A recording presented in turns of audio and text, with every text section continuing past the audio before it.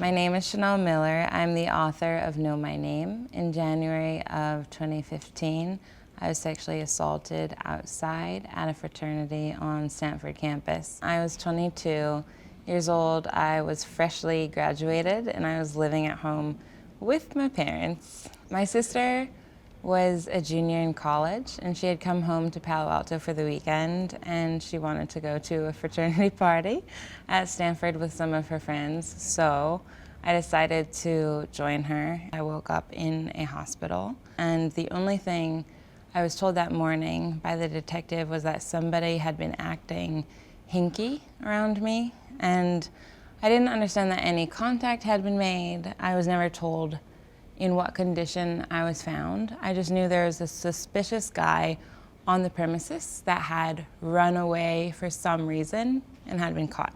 10 days after I woke up in the hospital, I was at work and I saw the headline that a man named Brock Turner had been found humping an unconscious, intoxicated woman, and I put it together that that woman was me. That night, 2 Swedish graduate students had been biking along. They then approached him and they said, "What the f*** are you doing?" I had no idea what it would mean to press charges. I never thought I would have to testify or go to trial. When I was under cross-examination, I describe it in the book as the defense attorney tying my shoelaces together and forcing me to run. He would say things like, "Was it before or after you peed outside? Did you pour the alcohol in the red cup between the second and third lines of the cup?" I will suffer the consequences of drinking too much, but I will never let anyone use that as a justification to have me penetrated. When I heard the guilty verdict, I was in the courtroom. When I heard people saying yes, it was them saying, you were never crazy for everything that you went through. This was never supposed to happen to you.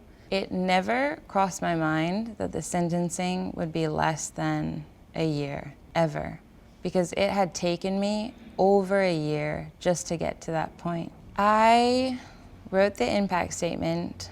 I delivered an abridged version in court. So when they asked if they could release it, I said, sure, just take out my name. It went viral and was viewed millions of times within days. The public was completely outraged, and that was an immense relief. I felt like for the first time in a year and a half, I didn't have to be the one screaming at the top of my lungs. I would say to other survivors, if you've been through this, it does not make you lesser. It does not make you deficient. And I know it can be really isolating, but know that you're extremely connected to me and anyone else who's been through this.